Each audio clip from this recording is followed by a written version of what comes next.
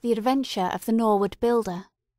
"From the point of view of the criminal expert," said Mr. Sherlock Holmes, "London has become a singularly uninteresting city since the death of the late lamented Professor Moriarty." "I can hardly think that you would find many decent citizens to agree with you," I answered. "Well, well, I must not be selfish," said he with a smile, as he pushed back his chair from the breakfast table. "The community is certainly the gainer, and no one the loser, save the poor out-of-work specialist whose occupation has gone. With that man in the field, one's morning paper presented infinite possibilities. Often it was only the smallest trace, Watson, the faintest indication, and yet it was enough to tell me that the great malignant brain was there, as the gentlest tremors at the edge of the web remind one of the foul spider which lurks at the centre. Petty thefts, wanton assaults, purposeless outrage. To the man who held the clue all could be worked into one connected whole. To the scientific student of the higher criminal world no capital in Europe offered the advantages which London then possessed. But now—" He shrugged his shoulders in humorous deprecation of the state of things which he had himself done so much to produce. At the time of which I speak, Holmes had been back for some months, and I, at his request, had sold my practice, and returned to share the old quarters in Baker Street. A young doctor, named Werner, had purchased my small Kensington practice, and given with astonishingly little demur the highest price that I ventured to ask, an incident which only explained itself some years later, when I found that Werner was a distant relation of Holmes, and that it was my friend who had really found the money. Our months of partnership had not been so uneventful as he had stated, for I find, on looking over my notes, that this period includes the case of the papers of ex-President Murillo, and also the shocking affair of the Dutch steamship Friesland, which so nearly cost us both our lives. His cold and proud nature was always averse, however, from anything in the shape of public applause, and he bound me in the most stringent terms to say no further word of himself, his methods, or his successes, a prohibition which, as I have explained, has only now been removed. Mr. Sherlock Holmes was leaning back in his chair after his whimsical protest, and was unfolding his morning paper in a leisurely fashion, when our attention was arrested by a tremendous ring at the bell, followed immediately by a hollow drumming sound, as if someone were beating on the outer door with his fist. As it opened, there came a tumultuous rush into the hall, rapid feet clattered up the stair, and an instant later a wild-eyed and frantic young man, pale, dishevelled and palpitating, burst into the room. He looked from one to the other of us, and under our gaze of inquiry he became conscious that some apology was needed for this unceremonious entry. "I'm sorry, Mr. Holmes," he cried. "You mustn't blame me. I am nearly mad. Mr. Holmes, I am the unhappy John Hector Macfarlane." He made the announcement as if the name alone would explain both his visit and its manner, but I could see, by my companion's unresponsive face, that it meant no more to him than to me.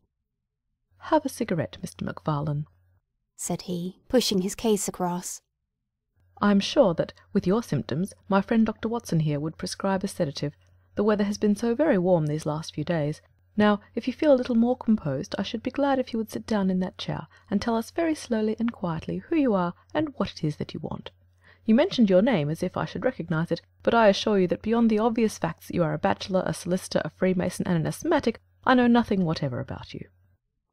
Familiar as I was with my friend's methods, it was not difficult for me to follow his deductions, and to observe the untidiness of attire, the sheaf of legal papers, the watch-charm and the breathing, which had prompted them.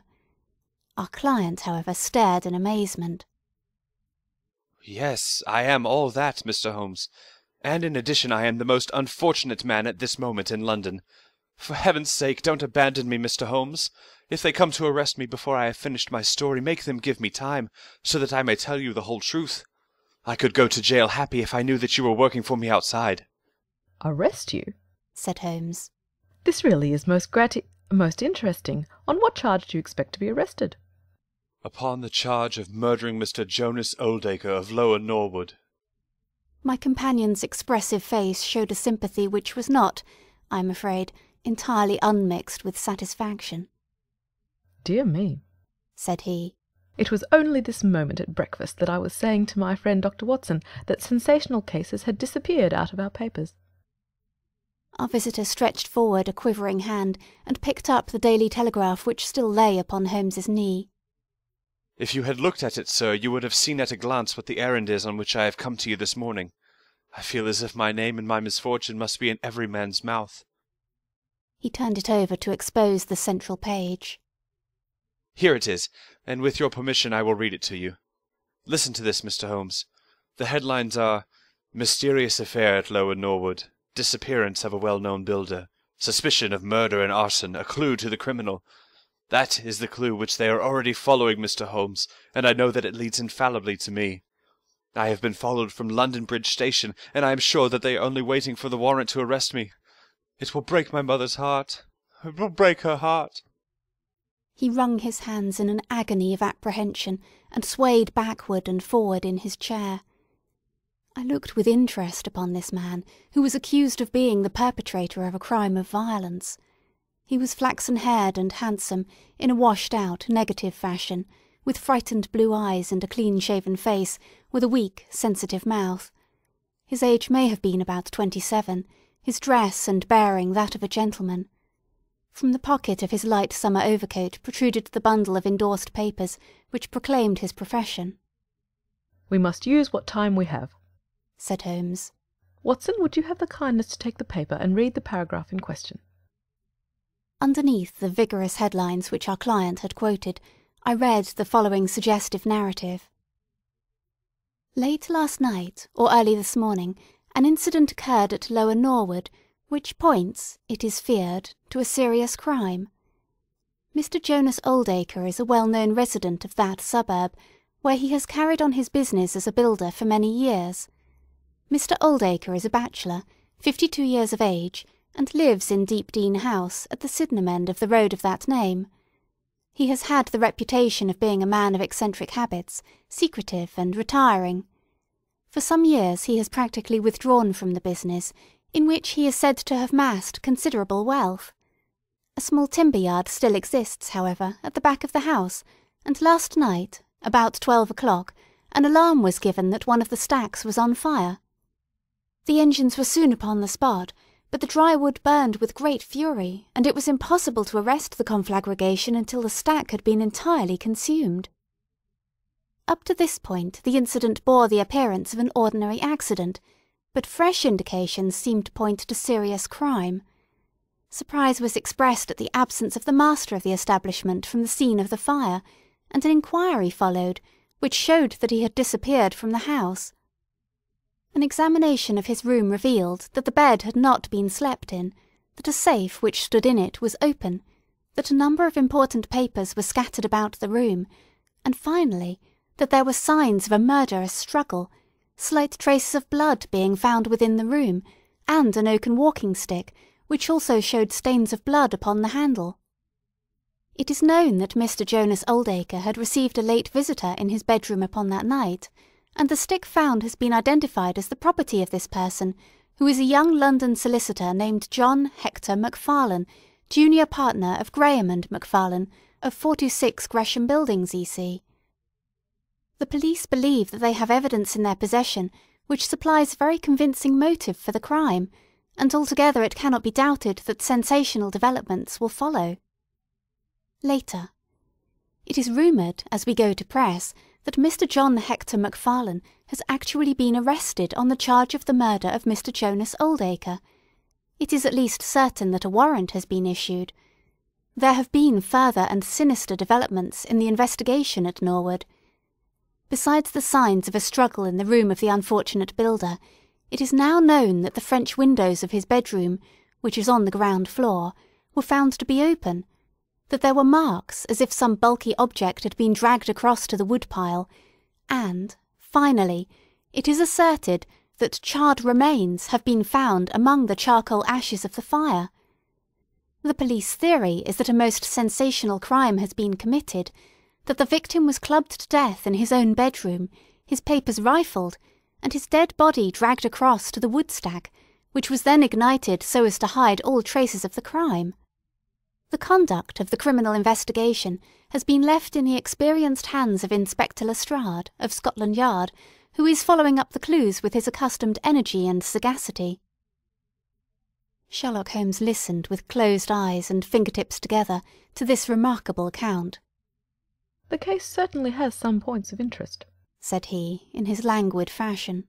"May I ask, in the first place, Mr. Macfarlane, how it is that you are still at liberty, since there appears to be enough evidence to justify your arrest?" I live at Torrington Lodge, Blackheath, with my parents, Mr. Holmes, but last night, having to do business very late with Mr. Jonas Oldacre, I stayed at an hotel in Norwood, and came to my business from there. I knew nothing of this affair until I was in the train, when I read what you have just heard. I at once saw the horrible danger of my position, and I hurried to put the case into your hands. I have no doubt that I should have been arrested either at my city office or at my home. A man followed me from London Bridge Station, and I have no doubt— Great heaven, what is that?" It was a clang of the bell, followed instantly by heavy steps upon the stair. A moment later, our old friend Lestrade appeared in the doorway. Over his shoulder I caught a glimpse of 1 or 2 uniformed policemen outside. "Mr. John Hector Macfarlane," said Lestrade. Our unfortunate client rose with a ghastly face. "I arrest you for the wilful murder of Mr. Jonas Oldacre of Lower Norwood." Macfarlane turned to us with a gesture of despair, and sank into his chair once more like one who is crushed. "One moment, Lestrade," said Holmes. "Half an hour more or less can make no difference to you, and the gentleman was about to give us an account of this very interesting affair, which might aid us in clearing it up." "I think there will be no difficulty in clearing it up," said Lestrade grimly. "None the less, with your permission, I should be much interested to hear his account." "Well, Mr. Holmes, it is difficult for me to refuse you anything, for you've been of use to the force once or twice in the past, and we owe you a good turn at Scotland Yard," said Lestrade. "At the same time, I must remain with my prisoner, and I am bound to warn him that anything he may say will appear in evidence against him." "I wish nothing better," said our client. "All I ask is that you should hear and recognize the absolute truth." Lestrade looked at his watch. "I'll give you half an hour." "I must explain first," said Macfarlane, "that I knew nothing of Mr. Jonas Oldacre. His name was familiar to me, for many years ago my parents were acquainted with him, but they drifted apart. I was very much surprised, therefore, when yesterday, about 3 o'clock in the afternoon, he walked into my office in the city. But I was still more astonished when he told me the object of his visit. He had in his hand several sheets of a notebook covered with scribbled writing. Here they are, and he laid them on my table. 'Here is my will,' said he. 'I want you, Mr. Macfarlane, to cast it into proper legal shape. I will sit here while you do so.'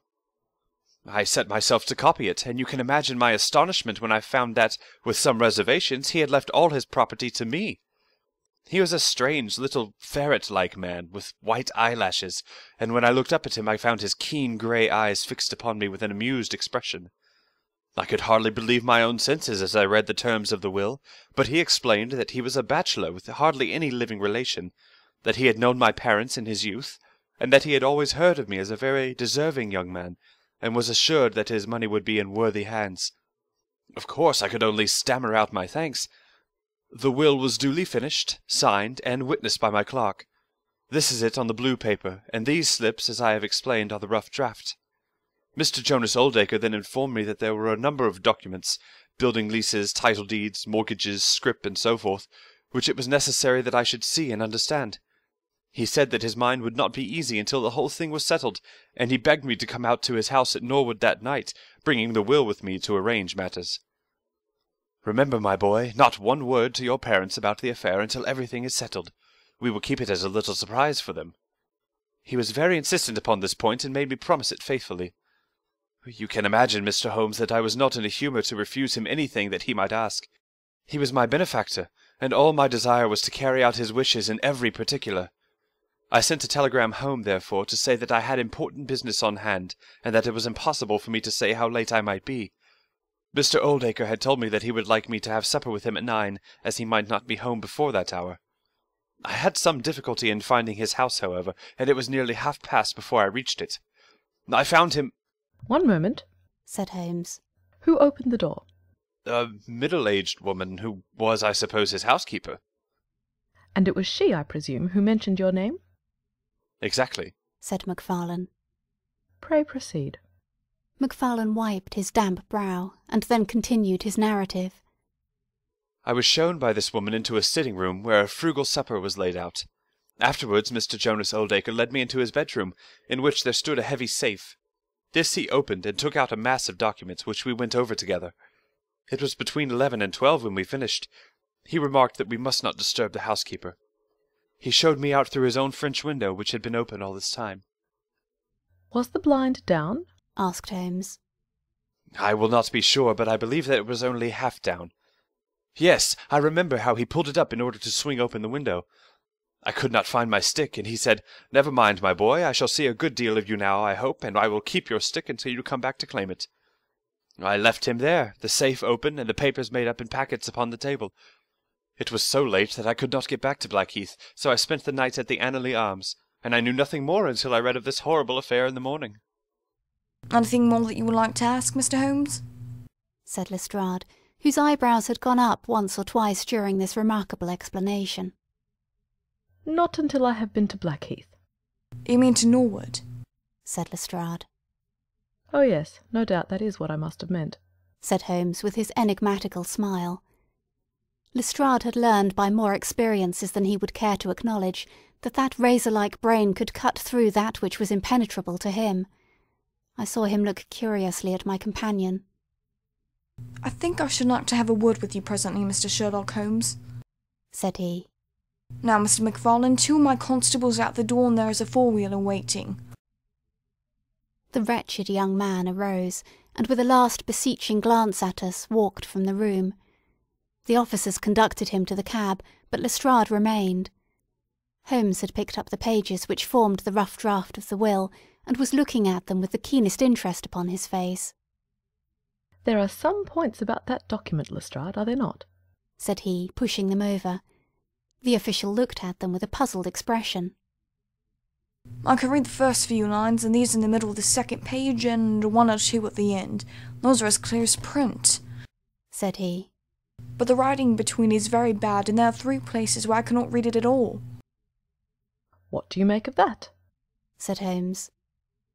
Well, what do you make of it? That it was written in a train. The good writing represents stations, the bad writing movement, and the very bad writing passing over points. A scientific expert would pronounce at once that this was drawn up on a suburban line, since nowhere save in the middle vicinity of a great city could there be so quick a succession of points.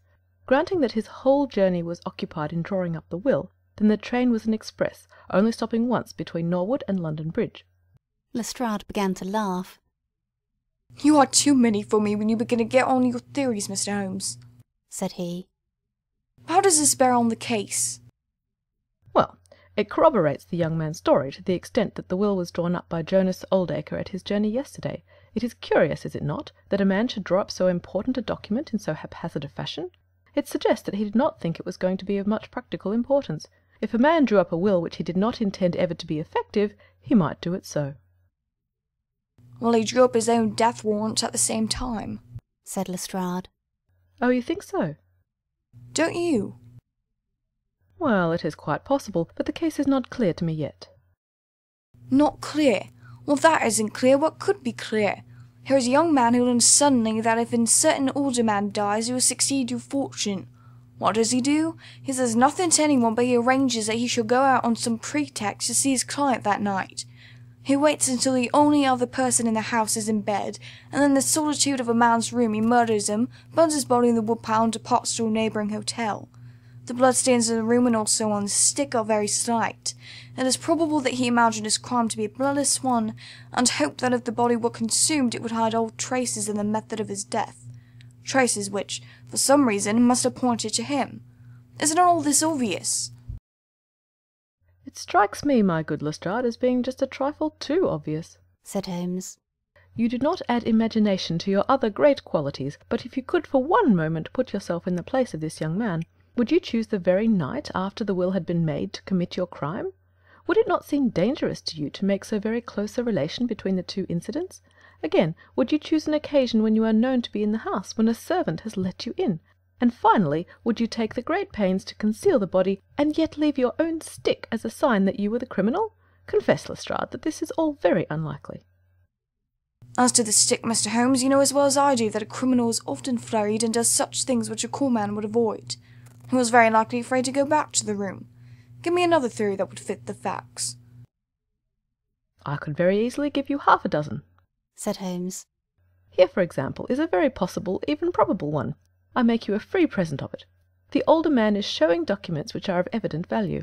A passing tramp sees them through the window, the blind of which is only half down. Exit the solicitor, enter the tramp. He seizes the stick, which he observes there, kills Oldacre, and departs after burning the body." Why should the tramp burn the body? For that matter, why should Macfarlane? To hide some evidence.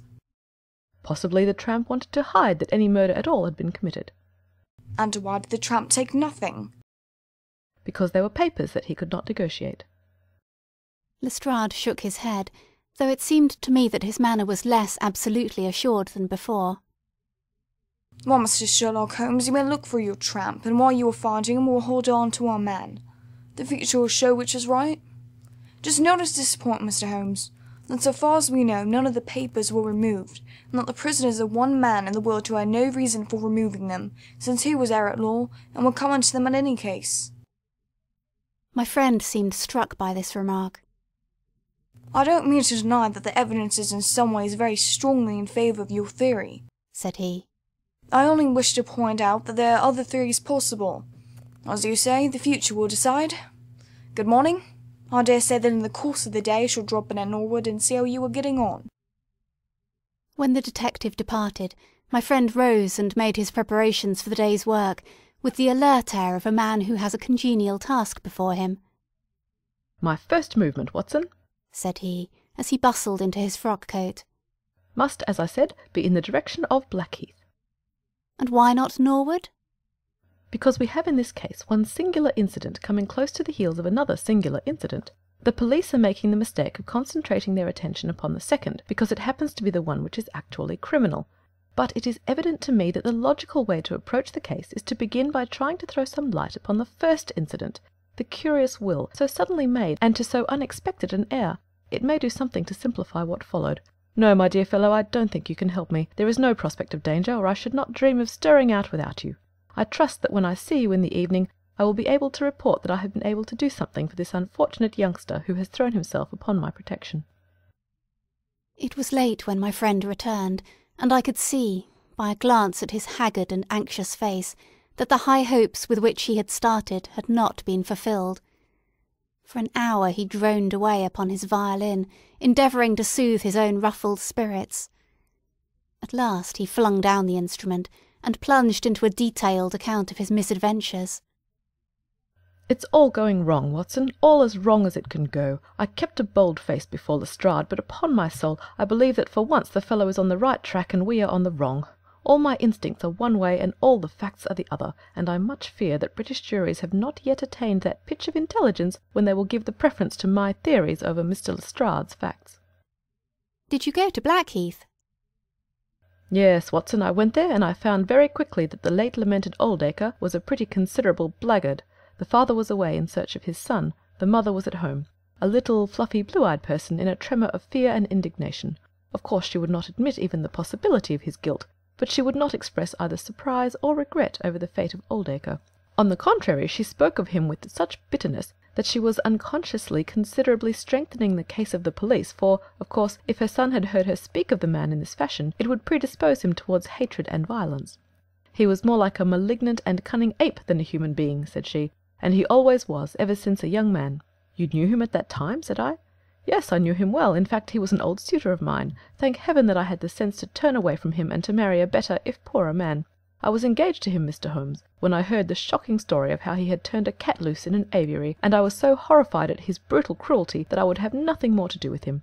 She rummaged in a bureau, and she presently produced a photograph of a woman shamefully defaced and mutilated with a knife. 'That is my own photograph,' she said. 'He sent it to me in that state, with his curse upon my wedding morning.' 'Well,' said I, 'at least he has forgiven you now, since he has left all his property to your son.' 'Neither my son nor I want anything from Jonas Oldacre, dead or alive,' she cried, with a proper spirit. There is a God in heaven, Mr. Holmes, and that same God who has punished that wicked man will show in his own good time that my son's hands are guiltless of his blood." Well, I tried 1 or 2 leads, but could get nothing which would help our hypothesis, and several points which would make against it. I gave it up at last, and off I went to Norwood. This place, Deepdene House, is a big modern villa of staring brick, standing back in its own grounds with a laurel-clumped lawn in front of it. To the right, and some distance back from the road, was a timber yard which had been the scene of the fire. Here's a rough plan on a leaf of my notebook. This window on the left is the one which opens into Oldacre's room. You can look into it from the road, you see. That is about the only bit of consolation I have had to-day. Lestrade was not there, but his head constable did the honours. They had just found a great treasure trove. They had spent the morning raking among the ashes of the burned wood-pile, and besides the charred organic remains, they had secured several discoloured metal discs. I examined them with care, and there was no doubt that they were trouser buttons. I even distinguished that one of them was marked with the name of Hyams, who was Oldacre's tailor. I then worked the lawn very carefully for signs and traces, but this drought has made everything as hard as iron. Nothing was to be seen save that some body or bundle had been dragged through a low privet hedge, which is in line with the woodpile. All that, of course, fits in with the official theory. I crawled about the lawn with an August sun on my back, but I got up at the end of an hour no wiser than before. Well, after this fiasco I went into the bedroom and examined that also. The bloodstains were very slight, mere smears and discolorations, but undoubtedly fresh. The stick had been removed, but there also the marks were slight. There is no doubt about the stick belonging to our client. He admits it. Footmarks of both men could be made out on the carpet, but none of any third person, which again is a trick for the other side. They were piling up their score all the time, and we were at a standstill. Only one little gleam of hope did I get, and yet it amounted to nothing.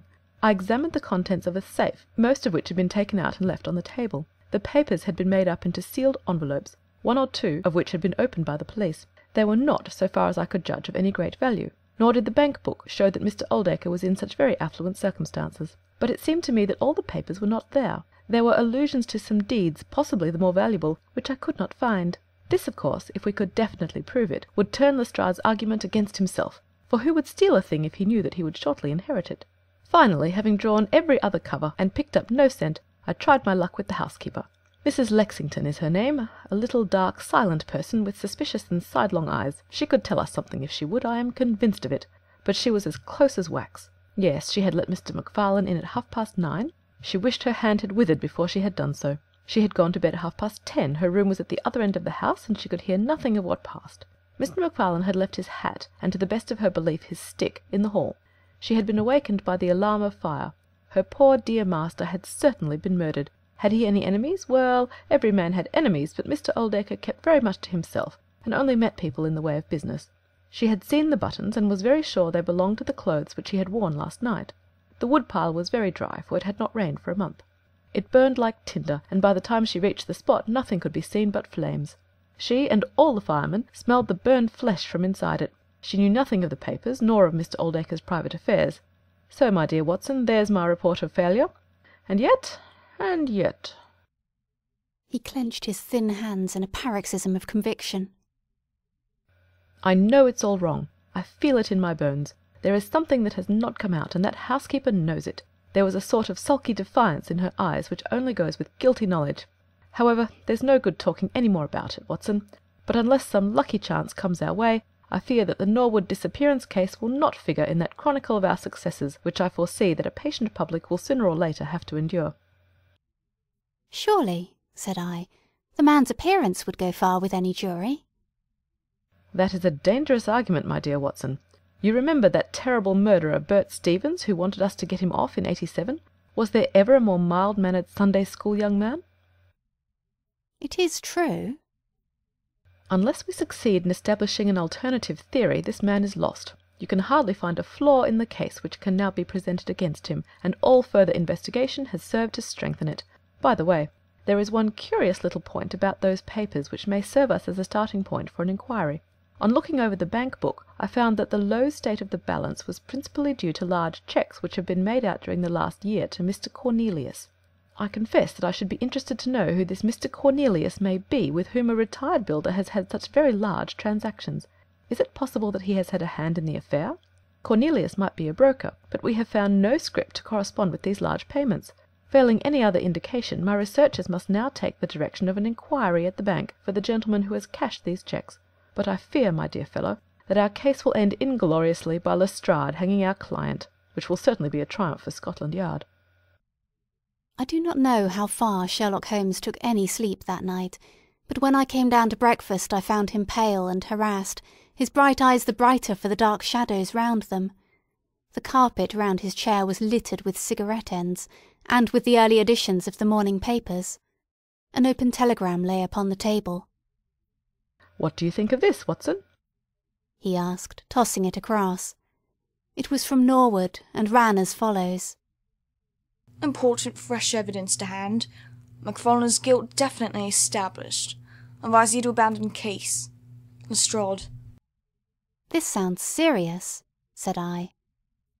"It is Lestrade's little cockadoodle of victory," Holmes answered, with a bitter smile.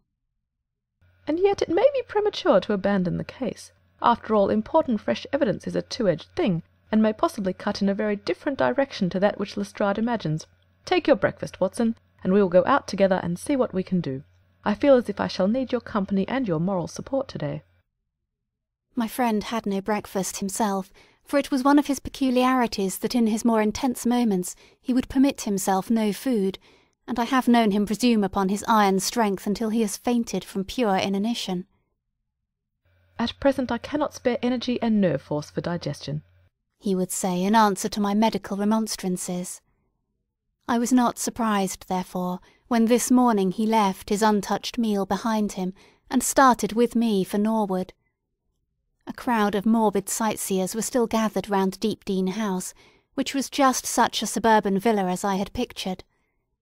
Within the gates Lestrade met us, his face flushed with victory, his manner grossly triumphant. "Well, Mr. Holmes, have you proved us to be wrong yet? Have you found your tramp?" he cried. "I have formed no conclusion whatever," my companion answered. "But we formed ours yesterday, and now it proves to be correct, so you must acknowledge that we have been a little in front of you this time, Mr. Holmes." "You certainly have the air of something unusual having occurred," said Holmes. Lestrade laughed loudly. "You don't like being beaten any more than the rest of us do," said he. "A man can't expect always to have his own way, can he, Dr. Watson? Step this way, if you please, gentlemen, and I think I can convince you once for all that it was John MacFarlane who did this crime." He led us through the passage and out into a dark hall beyond. "This is where young MacFarlane must have come out to get his hat after the crime was done," said he. "Now look at this." With dramatic suddenness he struck a match, and by its light exposed a stain of blood upon the whitewashed wall. As he held the match nearer, I saw that it was more than a stain. It was the well-marked print of a thumb. "Look at that with your magnifying glass, Mr. Holmes." "Yes, I am doing so." "You are aware that no two thumb marks are alike?" "I have heard something of the kind." "Well, then will you please compare that print with this wax impression of young MacFarlane's right thumb taken by my orders this morning?" As he held the waxen print close to the bloodstain, it did not take a magnifying glass to see that the two were undoubtedly from the same thumb. It was evident to me that our unfortunate client was lost. "That is final," said Lestrade.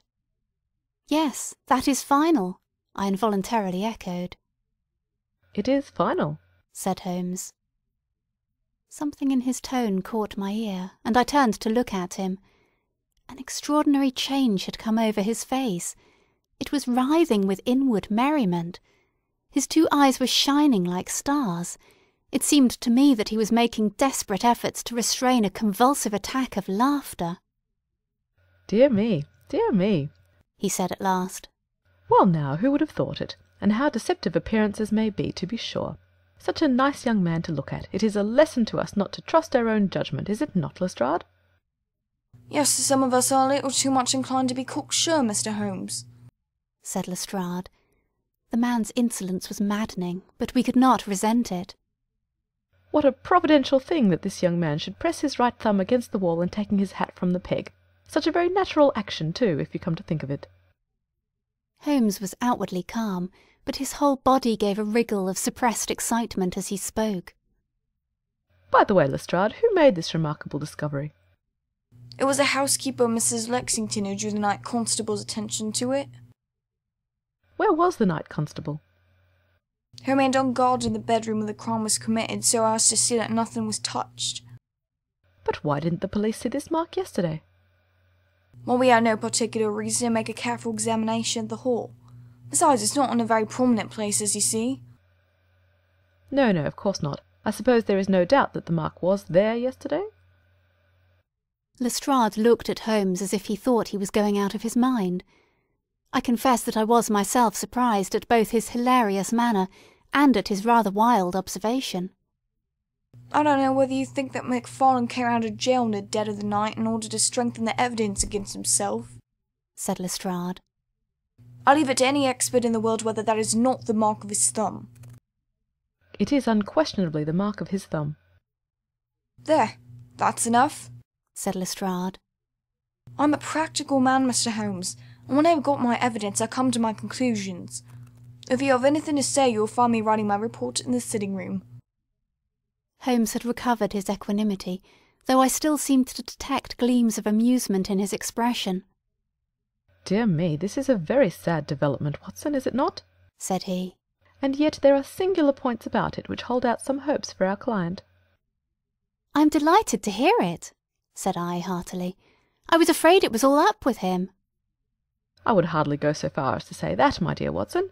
The fact is that there is one really serious flaw in this evidence to which our friend attaches so much importance. Indeed, Holmes, what is it? Only this, that I know that mark was not there yesterday when I examined the hall. And now, Watson, let us have a little stroll around in the sunshine.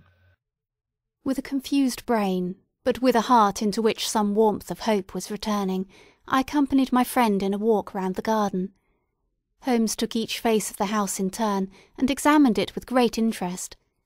He then led the way inside and went over the whole building from basement to attic. Most of the rooms were unfurnished, but none the less Holmes inspected them all minutely. Finally, on the top corridor, which ran outside 3 untenanted bedrooms, he again was seized with a spasm of merriment. There are really some very unique features about this case, Watson, said he. I think it is time now that we took our friend Lestrade into our confidence. He has had his little smile at our expense, and perhaps we may do as much by him if my reading of this problem proves to be correct. Yes, I think I see how we should approach it. The Scotland Yard inspector was still writing in the parlour when Holmes interrupted him. I understood that you were writing a report of this case, said he. So I am. Don't you think it may be a little premature? I can't help thinking that your evidence is not complete. Lestrade knew my friend too well to disregard his words. He laid down his pen and looked curiously at him. What do you mean, Mr. Holmes? Only that there is an important witness whom you have not seen. Can you produce him? I think I can. Then do so. I will do my best. How many constables have you? There are 3 within call. Excellent, said Holmes. May I ask if they are all large, able-bodied men with powerful voices? I've no doubt they are, though I fail to see what their voices have to do with it. Perhaps I can help you to see that, and 1 or 2 other things as well, said Holmes. Kindly summon your men, and I will try. 5 minutes later, 3 policemen had assembled in the hall. In the outhouse you will find a considerable quantity of straw, said Holmes. I will ask you to carry in 2 bundles of it. I think it will be of the greatest assistance in producing the witness whom I require. Thank you very much. I believe you have some matches in your pocket, Watson. Now, Mr. Lestrade, I will ask you all to accompany me to the top landing. As I have said, there was a broad corridor there, which ran outside 3 empty bedrooms. At one end of the corridor we were all marshalled by Sherlock Holmes, the constables grinning and Lestrade staring at my friend with amazement, expectation, and derision, chasing each other across his features. Holmes stood before us with the air of a conjurer who is performing a trick. Would you kindly send one of your constables for 2 buckets of water? Put the straw on the floor here, free from the wall on either side. Now I think we are all ready. Lestrade's face had begun to grow red and angry. I don't know whether you were playing a game with us, Mr. Sherlock Holmes, said he. If you know anything, you could surely say it without all this tomfoolery. I assure you, my good Lestrade, that I have an excellent reason for everything that I do. You may possibly remember that you chaffed me a little some hours ago, when the sun had seemed on your side of the hedge, so you must not grudge me a little pomp and ceremony now. Might I ask you, Watson, to open that window, and then to put a match to the edge of the straw?" I did so, and driven by the draught, a coil of grey smoke swirled down the corridor, while the dry straw crackled and flamed. "Now we must see if we can find this witness for you, Lestrade. Might I ask you all to join in the cry of fire? Now then, 1, 2, 3... Fire! We all yelled. Thank you. I will trouble you once again. Fire! Just once more, gentlemen, and all together. Fire! The shout must have rung over Norwood. It had hardly died away when an amazing thing happened. A door suddenly flew open out of what appeared to be solid wall at the end of the corridor, and a little wizened man darted out of it like a rabbit out of its burrow. Capital, said Holmes calmly. Watson, a bucket of water over the straw. That will do. Lestrade, allow me to present you with your missing principal witness, Mr. Jonas Oldacre. The detective stared at the newcomer with blank amazement. The latter was blinking in the bright light of the corridor, and peering at us and at the smouldering fire. It was an odious face, crafty, vicious, malignant, with shifty light grey eyes and white lashes. "What's this, then?" said Lestrade at last. "What have you been doing all this time, eh?"